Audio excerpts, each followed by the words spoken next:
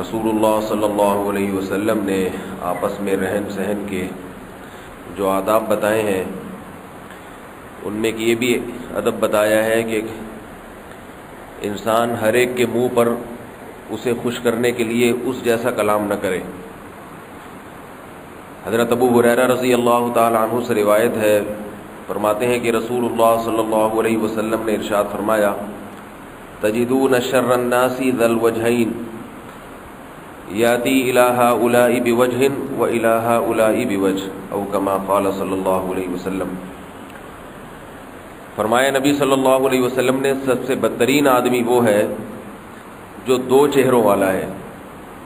جب اس کے پاس جاتا ہے تو اس کے مطلب کی بات کرتا ہے، اور جب دوسرے کے پاس جاتا ہے تو بیان بدل دیتا ہے اور اس کو خوش کرنے کے لیے اس کے مطلب کی بات کرتا ہے۔ یہ بھی ہمارے معاشرے میں بہت ہوتا ہے، دفتروں میں لوگ اپنے باس کو خوش کرنے کے لیے مکھن لگاتے ہیں اس کے منہ پہ، سر یہ تو بڑی اچھی بات ہے، آپ کی یہ خصوصیت تو بہت اچھی ہے، ماشاءاللہ یہ تو آپ پہ یہ سوٹ بہت اچھا لگ رہا ہے، یا آپ نے یہ جو پالیسی اختیار کی ہے تو بہت اچھی ہے۔ اور جب باس سے یعنی وہ کہیں جائے گا کام سے یا آپ مجلس ختم ہوتی ہے تو دوستوں میں بیٹھ کے اسی کا مذاق اڑانا شروع کر دیتے ہیں کہ یہ جو ہے نا یہ غلط کیا اس نے،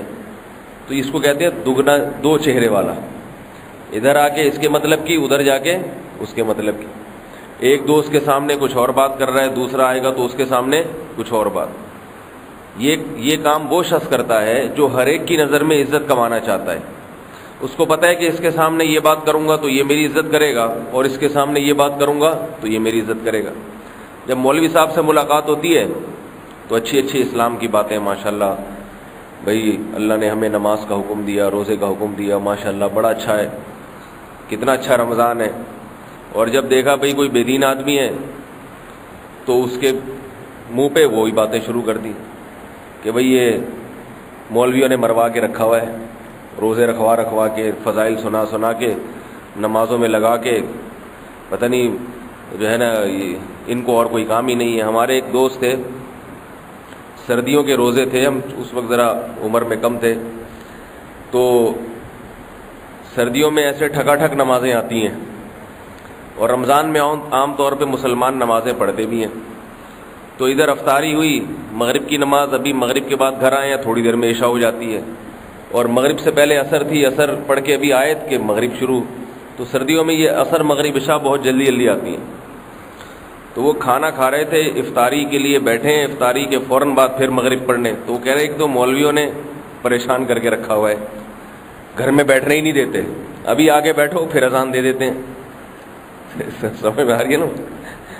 تو ان کے نماز بھی پڑھتے تھے لیکن زبان سے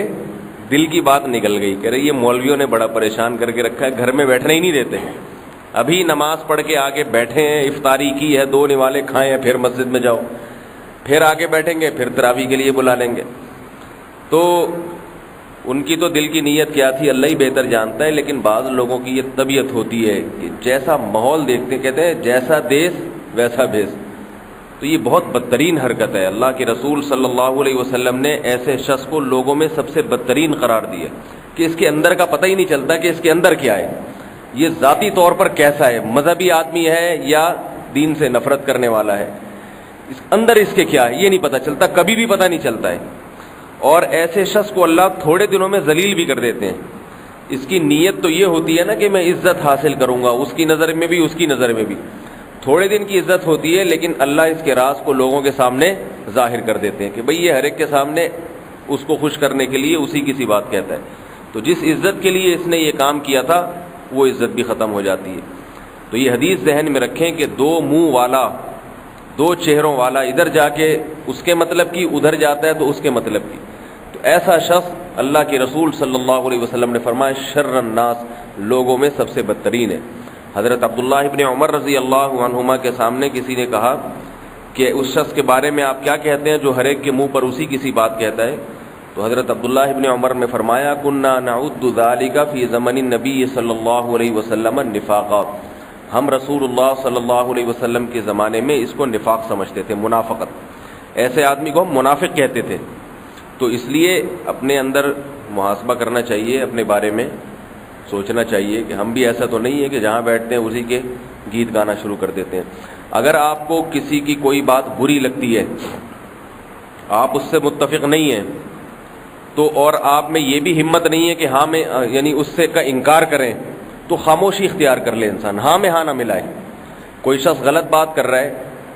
آپ کو یہ ڈر ہے کہ میں اگر اس کی غلط بات کی تردید کروں گا تو یہ مارے گا یا ناراض ہو جائے گا یا میں برداشت نہیں کر سکتا، تو شریعت پھر اجازت دیتی ہے کہ خاموشی اختیار کر لو، ہاں میں ہاں نہ ملاؤ۔ ہاں میں ہاں ملانا پھر یہی منافقت ہے کہ دل میں نہیں ہے لیکن اوپر سے آپ ایسا کہہ رہے ہیں۔ اللہ تعالیٰ اس برائی سے ہم سب کو بچنے کی توفیق عطا فرمائے۔ سبحانک اللہم و بحمدک۔